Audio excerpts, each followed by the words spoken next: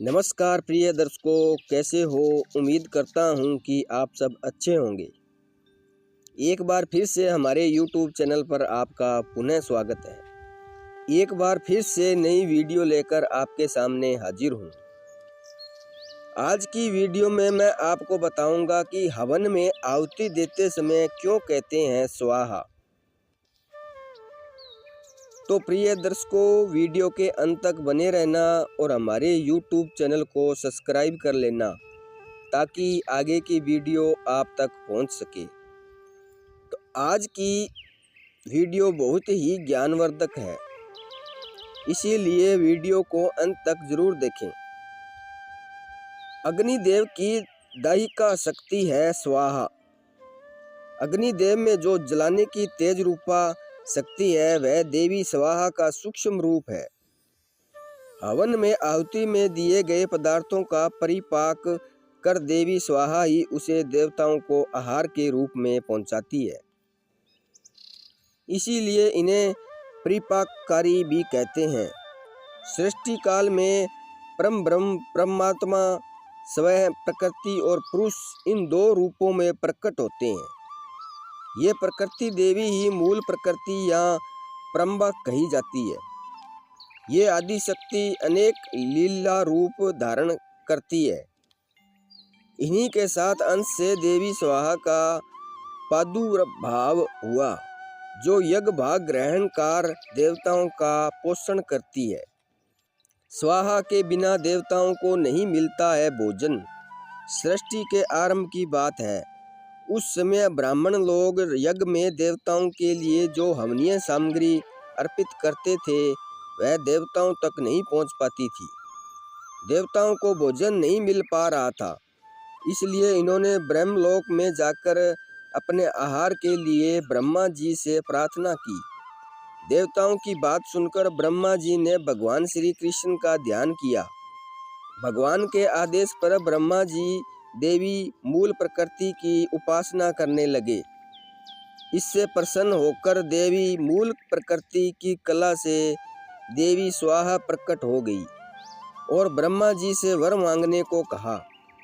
ब्रह्मा जी ने कहा, आप अग्निदेव की दाहिका शक्ति होने की कृपा करें।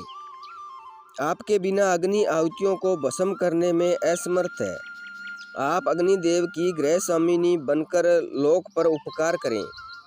ब्रह्मा जी की बात सुनकर भगवान श्री कृष्ण में अनुरक्त देवी स्वाहा उदास हो गई और बोली, पर ब्रह्म श्री कृष्ण के अलावा संसार में जो कुछ भी है सब ब्रह्म है।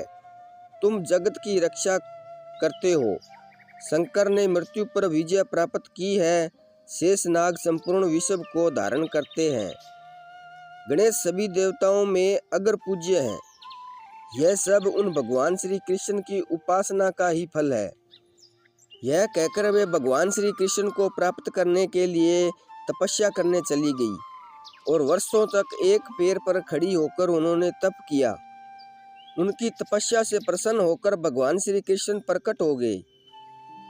देवी के स्वाहा के तप के अभिप्रिया को जानकर भगवान श्री कृष्ण ने कहा, तुम वारा कल्प में मेरी प्रिया बनोगी और तुम्हारा नाम नागनजिती होगा।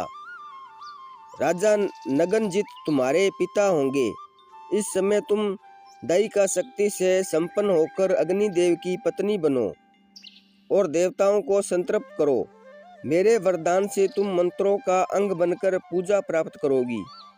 जो मानव मंत्र के अंत में तुम्हारे नाम का उच्चारण करके देवताओं के लिए हवन पदार्थ अर्पण करेंगे वह देवताओं को सहज ही उपलब्ध हो जाएगा। देवी स्वाहा बनी अग्निदेव की पत्नी। भगवान श्री कृष्ण की आज्ञा से अग्निदेव का देवी स्वाहा के साथ विवाह संस्कार हुआ।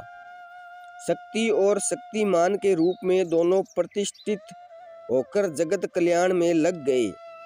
तब से ऋषि मुनि और ब्राह्मण मंत्रों के साथ स्वाहा का उच्चारण करने अग्नि में आहुति देने लगे और वह हव्य पदार्थ देवताओं को आहार के रूप में प्राप्त होने लगा।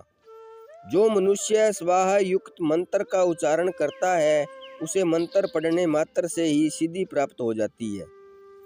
स्वाहाहीन मंत्र से किया हुआ हवन कोई फल नहीं देता है।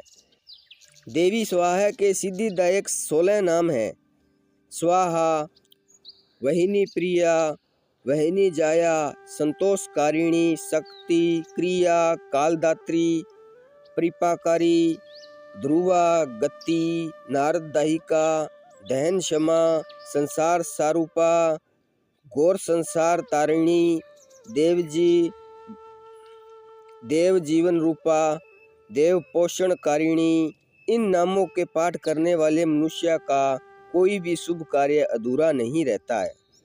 वह समस्त सिद्धियों व मनोकामनाओं को प्राप्त कर लेता है। तो प्रिय दर्शकों, उम्मीद करता हूँ कि आज की वीडियो आपको पसंद आई होगी। तो मिलते हैं अगली वीडियो में, तब तक अपना ख्याल रखना। जय श्री कृष्णा, धन्यवाद।